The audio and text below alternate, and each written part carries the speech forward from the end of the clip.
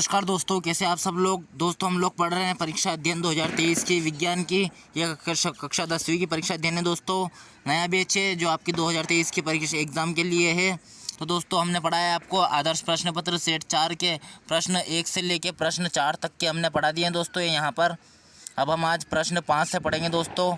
तो चलिए दोस्तों वीडियो शुरू करते हैं। वीडियो अच्छा लगे तो वीडियो को लाइक कर दिया, चैनल को सब्सक्राइब कर लेगा और बेल आइकन को क्लिक कर दिया ताकि हमारी हर नोटिफिकेशन आप तक जल्दी पहुंच जाए। चलिए दोस्तों वीडियो शुरू करते हैं। प्रश्न 5 है दोस्तों इसका। एक गोली दर्पण की वक्रता त्रिज्या 20 सेंटीमीटर है, इसकी फोकस दूरी क्या होगी। तो इसका उत्तर है दिया है गोली दर्पण की वक्रता त्रिज्या r बराबर प्लस 20 सेंटीमीटर। चूँकि फोकस दूरी f बराबर r इक्वल टू f बराबर 20/2 बराबर प्लस 10 सेंटीमीटर, अतः गोली दर्पण की अभिष्ट फोकस दूरी बराबर प्लस 10 सेंटीमीटर है। इसका अथवा वाला प्रश्न है दोस्तों। गोली दर्पण की वक्रता त्रिज्या को परिभाषित कीजिए। इसका उत्तर है गोली दर्पण की वक्रता त्रिज्या गोली दर्पण जिस गोली कोश का भाग होता है उस गोलीय कोश की त्रिज्या को गोली दर्पण की वक्रता त्रिज्या कहते हैं। इसे r से व्यक्त करते हैं। अगला प्रश्न पढ़ेंगे। प्रश्न नंबर 6 है। हीरे का अपवर्तनांक 2.4242 है, इस कथन का क्या अभिप्राय है। तो इसका उत्तर है हीरे का अपवर्तनांक 2.42 से अभिप्राय है कि प्रकाश के हीरे में चाल उसकी निवार्त में चाल 3 × 10⁸ ms माइनस पावर 1 का 1 बराबर 2.42 गुना है। दूसरे शब्दों में निर्वात में प्रकाश की चाल बराबर 2.42 इंटू हीरे में प्रकाश की चाल। उस उत्तल दर्पण की फोकस दूरी ज्ञात कीजिए जिसकी वक्रता त्रिज्या 32 सेंटीमीटर है। इसका उत्तर है दिया है उत्तल दर्पण की वक्रता त्रिज्या r बराबर 32 सेंटीमीटर। फोकस चूँकि फोकस दूरी f बराबर r/2 f बराबर 32/2 बराबर 16 सेंटीमीटर, अतः उत्तल दर्पण की अभिष्ट फोकस दूरी बराबर 16 सेंटीमीटर है। अगला प्रश्न पढ़ते हैं। प्रश्न नंबर 7 है। गैल्वेनोमीटर को परिभाषित कीजिए। उत्तर गैल्वेनोमीटर यह विद्युत के चुंबकीय प्रभाव पर आधारित एक विद्युत उपकरण है जिसको परिपथ के श्रेणीक्रम में प्रयोग किया जाता है। इस परिपथ में धारा का मापन करता है तथा परिपथ में धारा के बहने की दिशा को प्रदर्शित करता है। विद्युत फ्यूज को परिभाषित कीजिए। उत्तर है इसका विद्युत फ्यूज इलेक्ट्रिक फ्यूज। विद्युत फ्यूज वह युक्ति है जिसकी सहायता से किसी विद्युत परिपथ में होकर जाने वाली धारा की अधिकतम सीमा नियंत्रित की जा सकती है। यह उच्च प्रतिरोध एवं काम गलनांक की मिश्र धातु का छोटा तार F होता है जो पोर्सिलेन होल्डर के दोनों टर्मिनलों T1 एवं T2 के बीच कसा रहता है। इस होल्डर को पोर्सिलेन कैंसिल में लगा देते हैं। यह परिपथ में गर्म तार के साथ श्रेणीक्रम में लगाया जाता है।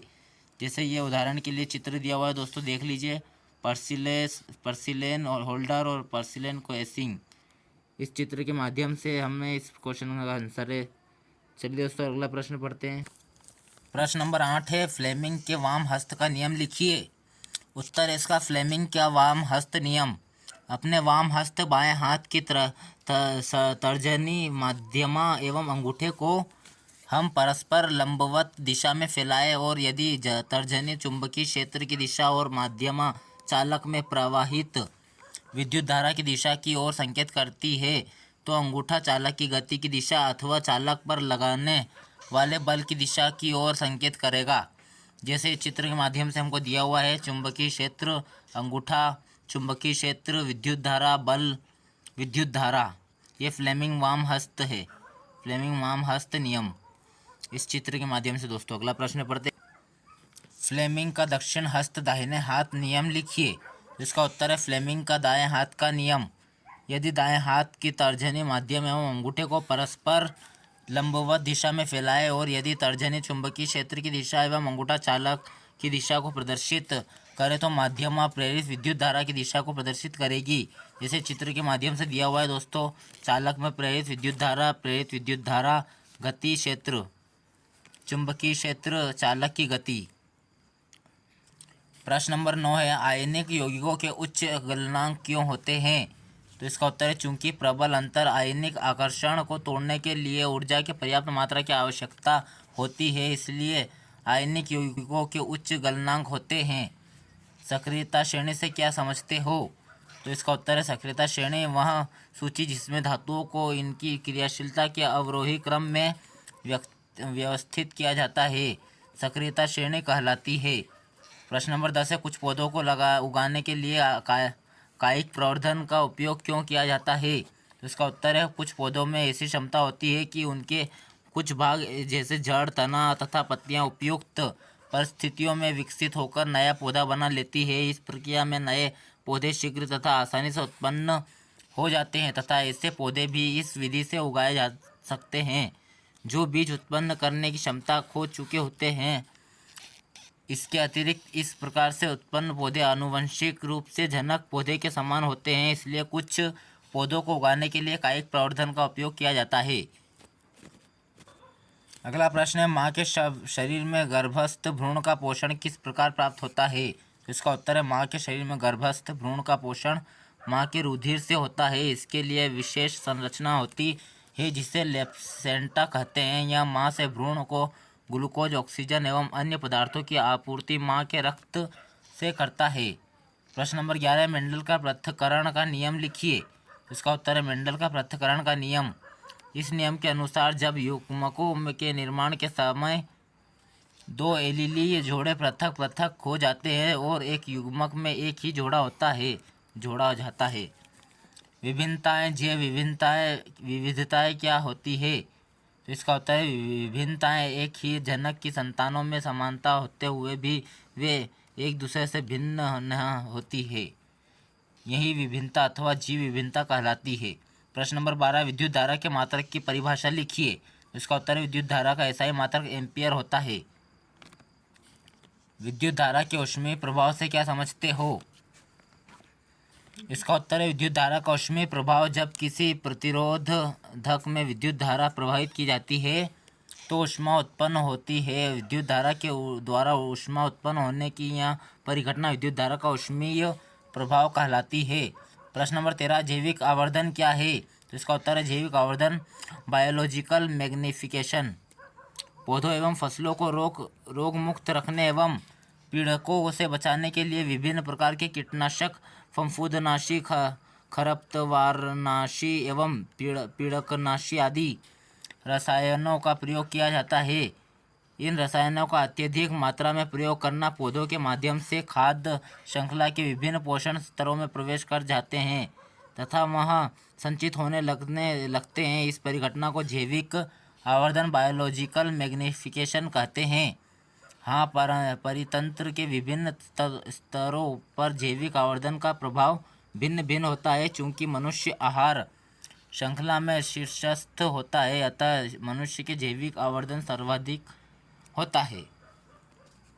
ग्रीन हाउस गैसें क्या है, उनके नाम लिखिए। तो इसका उत्तर है ग्रीन हाउस गैसें जो गैसें जैसे से पौधा घर प्रभाव ग्रीन हाउस प्रभाव उत्पन्न करती है, ग्रीन हाउस गैसें कहलाती है।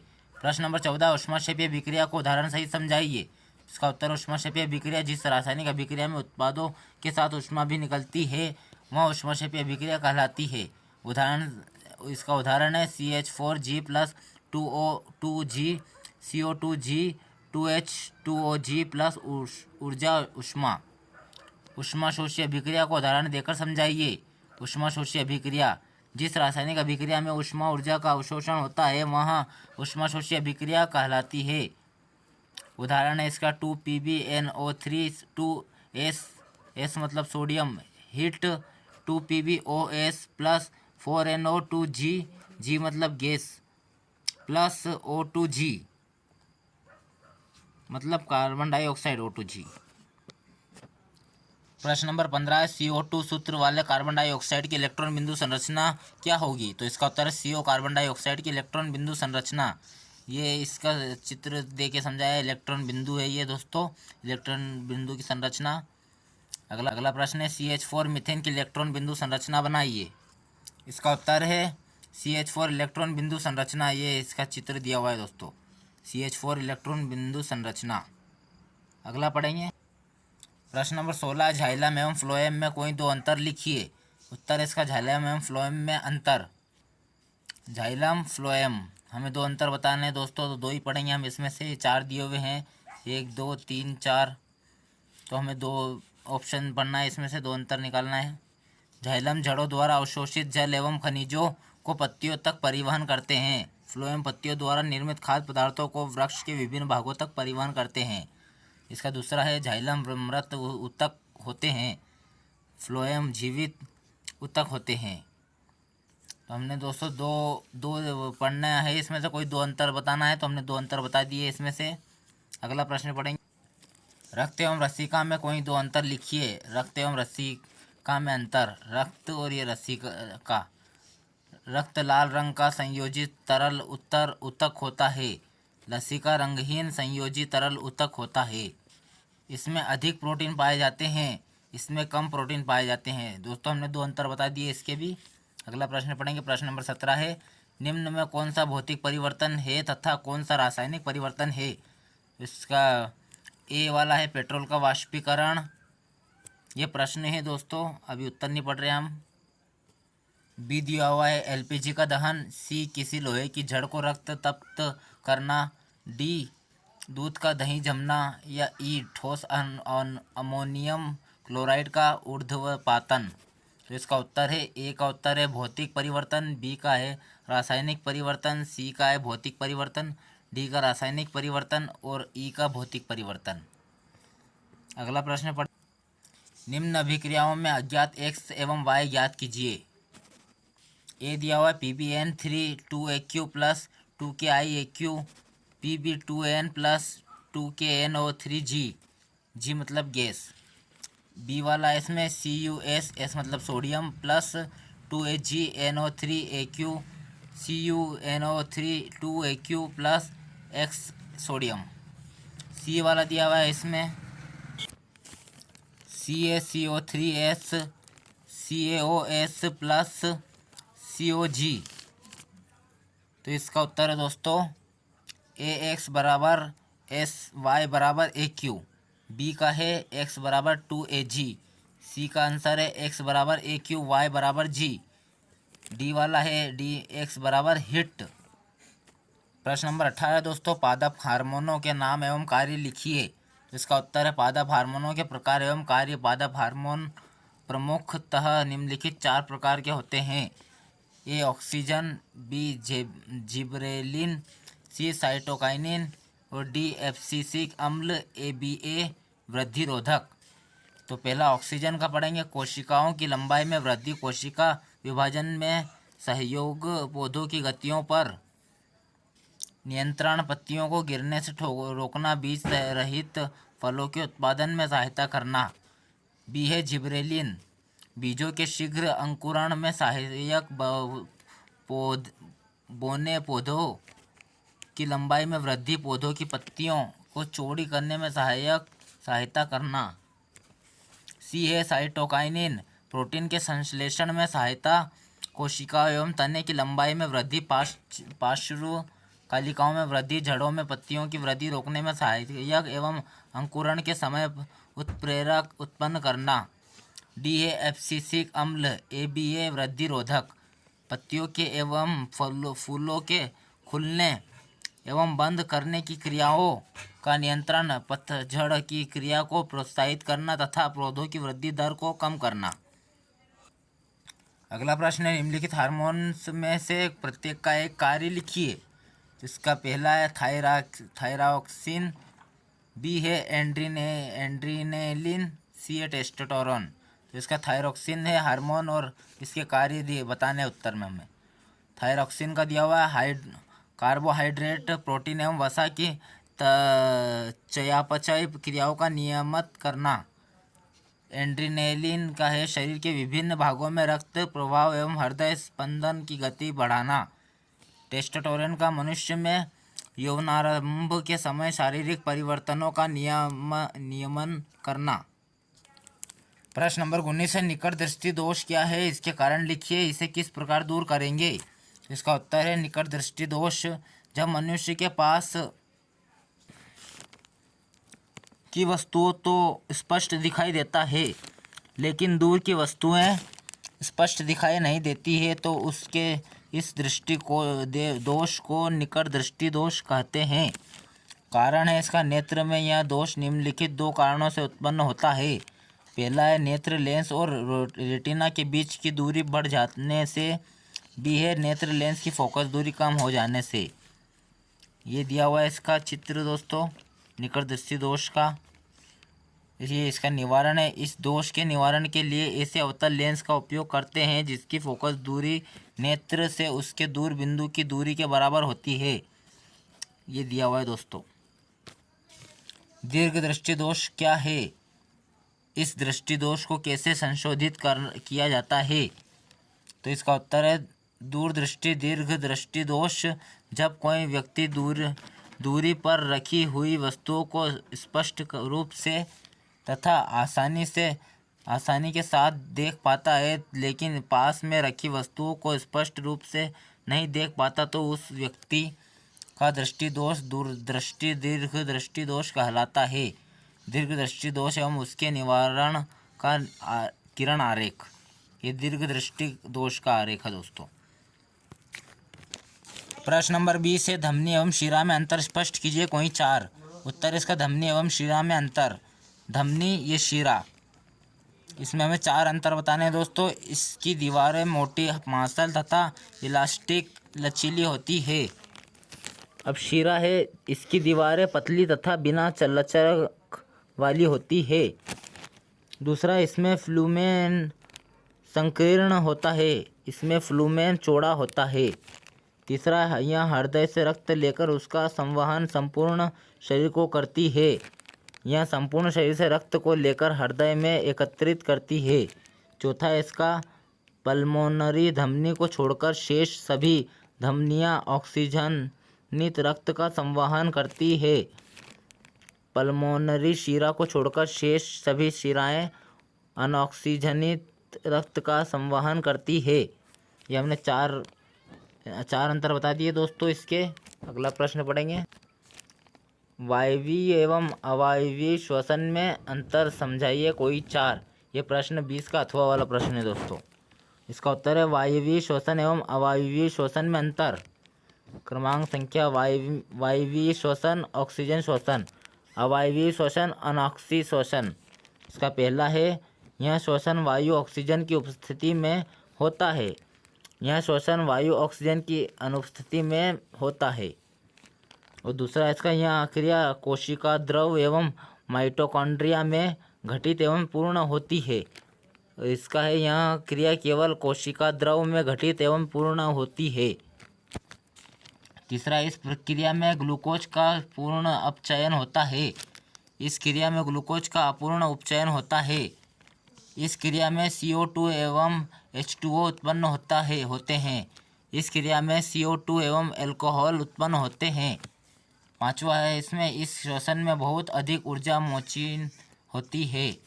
इस श्वसन में वायवीय श्वसन की अपेक्षा बहुत कम ऊर्जा मोचित होती है। प्रश्न नंबर 21 है प्रयोग द्वारा आप एल्कोहल एवं कार्बोक्सिलिक अम्ल में कैसे अंतर कर सकते हैं? तो इसका उत्तर है प्रयोग द्वारा एल्कोहल एवं कार्बोक्सिलिक अम्ल में अंतर पहचान करना। पहला दिया है हम 2 परख नली लेते हैं, दिए हुए नमूनों में से प्रत्येक की कुछ मात्रा एक परख नली में डालते हैं, फिर इनमें नीला लिटमस पेपर डुबाते हैं। जिस परख नली में डाला गया नीला लिटमस लाल हो जाता है वह कार्बोक्सिलिक अम्ल है तथा दूसरा एल्कोहल। प्रत्येक परख नली में हम सोडियम हाइड्रोजन कार्बोनेट की कुछ मात्रा डालते हैं। जिस परख नली में सुदबुदाहट के साथ झाग देती है हुई रंगहीन एवं गंधहीन गैस निकलती है उस परख नली में कार्बोक्सिलिक अम्ल है तथा दूसरी में एल्कोहल है। साबुन की सफाई प्रक्रिया की क्रियाविधि समझाइए। इसका उत्तर है साबुन की सफाई प्रक्रिया। साबुन का अणु 2 भागों में बना होता है। पहला लंबा हाइड्रोकार्बन वाला भाग R तथा दूसरा Na+ युक्त छोटा अम्लीय भाग -COO Na+I। इसमें R जलविरागी तथा एक आयनिक अम्लीय सिरा जलरागी होता है। जैसे पैराग्राफ दिया हुआ है इसमें लंबी हाइड्रोकार्बन श्रृंखला वाला भाग जलविरागी, आयनिक भाग जलरागी। साबुन के अणु की संरचना। प्रश्न 22 है, केक बनाने के लिए बेकिंग पाउडर का प्रयोग किया जाता है। यदि घर पर आपकी माताजी केक बनाने के लिए बेकिंग सोडा का प्रयोग करें तो यह केक स्वाद को किस प्रकार प्रभावित करेगा और क्यों? दूसरा है, बेकिंग सोडा को किस प्रकार बेकिंग पाउडर में परिवर्तित किया जाता है? तीसरा, टार्टरिक अम्ल का बेकिंग सोडा में मिलाने का क्या महत्व है? चौथा है, पीएच स्केल किसे कहते हैं? इसका उत्तर देखते हैं दोस्तों। इसका उत्तर है, गर्म करने पर बेकिंग सोडा धावन सोडा में परिवर्तित हो जाता है जिसका स्वाद कड़वा होता है, इसलिए केक में कड़वापन आ जाता है। बी है, बेकिंग सोडा में उपयुक्त मात्रा में टार्टरिक अम्ल मिलाने से बेकिंग सोडा बेकिंग पाउडर में परिवर्तित हो जाता है। तीसरा है, टार्टरिक एसिड बेकिंग के समय बेकिंग सोडा के गर्म होने पर बने धावन सोडा से अभिक्रिया करके उसे उदासीन कर देता है, इस कारण केक का स्वाद कड़वा नहीं होता। ये चौथा है, इसका चौथा वाला है दोस्तों पीएच स्केल ABCD, ये डी वाला है दोस्तों।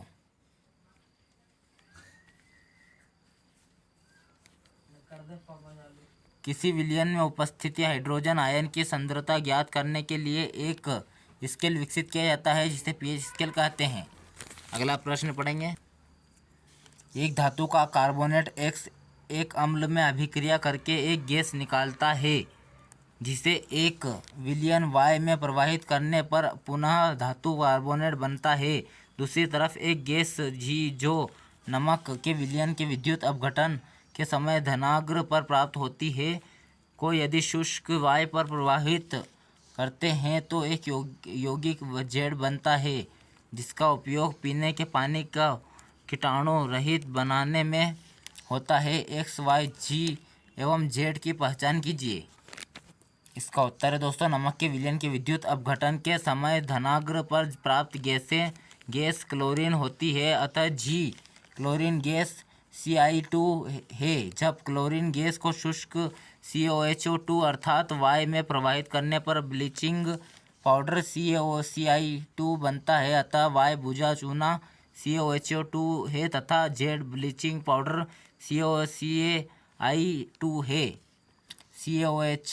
CaOH2 plus Ci2 CaOCI2 plus H2O बूझा चूना ब्लीचिंग पाउडर।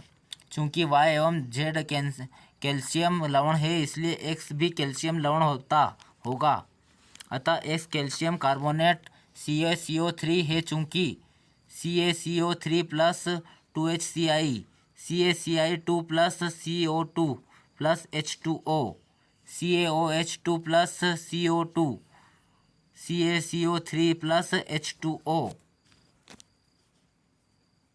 तो दोस्तों आज हमने इसके सारे क्वेश्चन आंसर कर लिए प्रश्न आदर्श प्रश्न पत्र सेट 4 के। हम दोस्तों अगली वीडियो में आपको 4 इयर्स के क्वेश्चन आंसर करवाएंगे परीक्षा अध्ययन में से। तो दोस्तों वीडियो अच्छा लगे तो वीडियो को लाइक कर दीजिएगा और आपके सभी दोस्तों वीडियो को शेयर कर दीजिएगा और चैनल को सब्सक्राइब कर लीजिएगा ताकि और हमारे बेल आइकन को क्लिक कर दीजिएगा ताकि हमारे हर नोटिफिकेशन आप तक जल्दी पहुंच जाए। तो चलिए दोस्तों अलविदा लेते हैं। जय हिंद, जय भारत। दीवाने की जहाँ बोर सुहानी देखी, एक रोज वही मेरी शाम हो।